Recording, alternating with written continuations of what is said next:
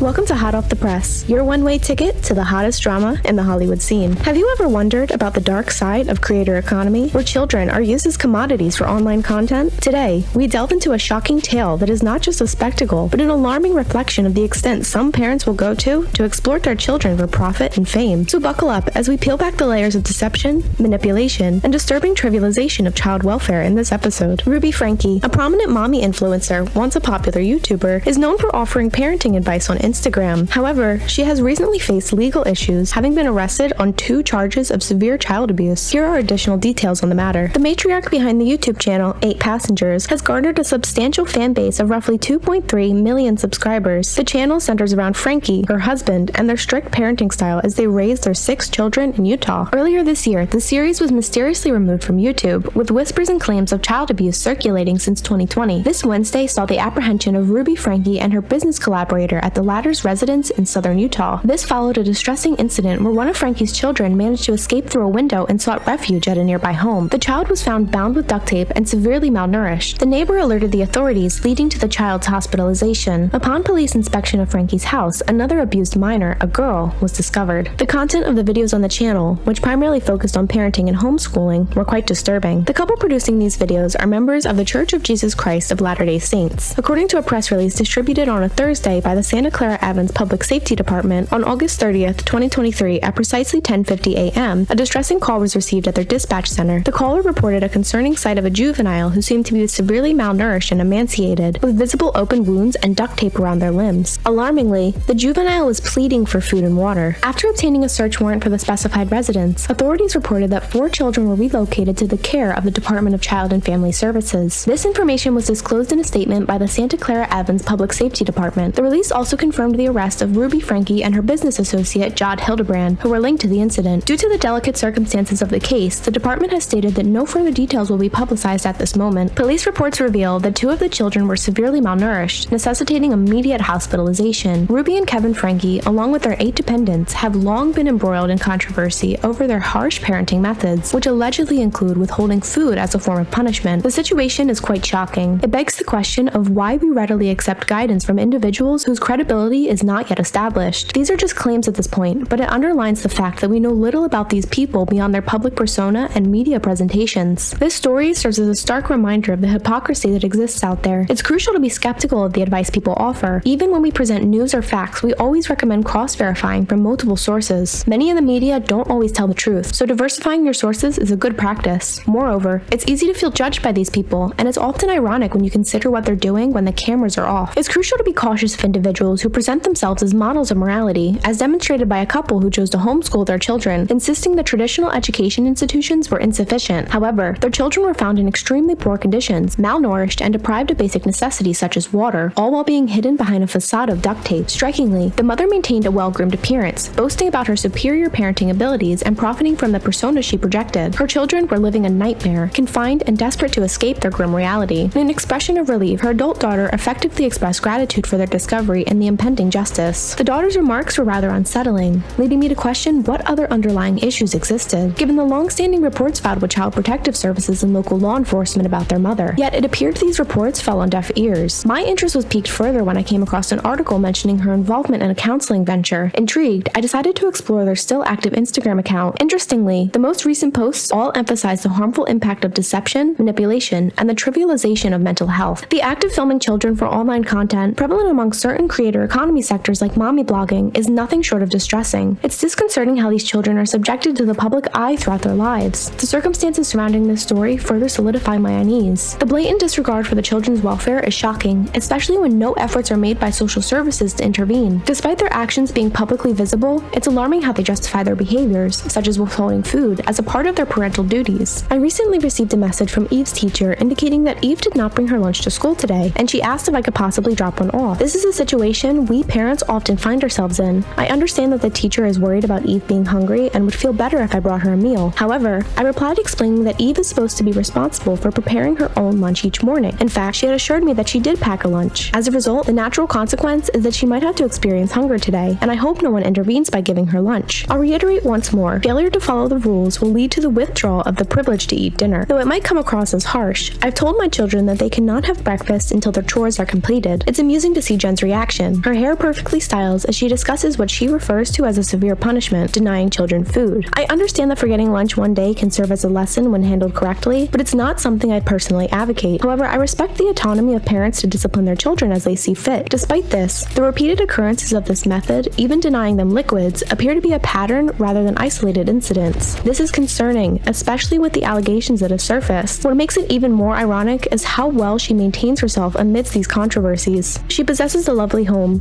dons well-tailored attire, and seemingly enjoys a life of luxury, while her children suffer from neglect and are compelled to seek assistance from nearby residents. My dominant response to such a narrative is utter contempt for those who are quick to pass judgment and moralize. This also applies to personal situations where we encounter individuals who are constantly criticizing others, positioning themselves on a higher moral pedestal. Most often, these individuals are the ones guilty of committing the same errors they condemn others for. If these allegations and stories are accurate, I concur with the sentiment that she should educate herself within the confines of a prison cell. I'm deeply concerned, especially when children raise their voices as her kids are doing. They deserve to be heard. Her laughter and the manner in which she transforms her children into a business entity suggest that she may not even like or possibly despise children. This is just my impression, which doesn't necessarily have to be the last word, especially in my role as a journalist. Still, the sense I get from her is an utter indifference towards these human beings she brought into the world. Agreeing as a fellow parent, I too receive the same unnerving intuition. It isn't our place to figure out what she did. It's a matter for the courts, but we're merely voicing our perceptions. Her demeanor conveys a strong, "these kids are a nuisance, why do I have to deal with them" vibe, which seems contradictory considering she has 6 children and appears to exploit them for her gain while treating them poorly. With that said, thanks for watching, and until next time, continue to explore, understand, and question the world around you.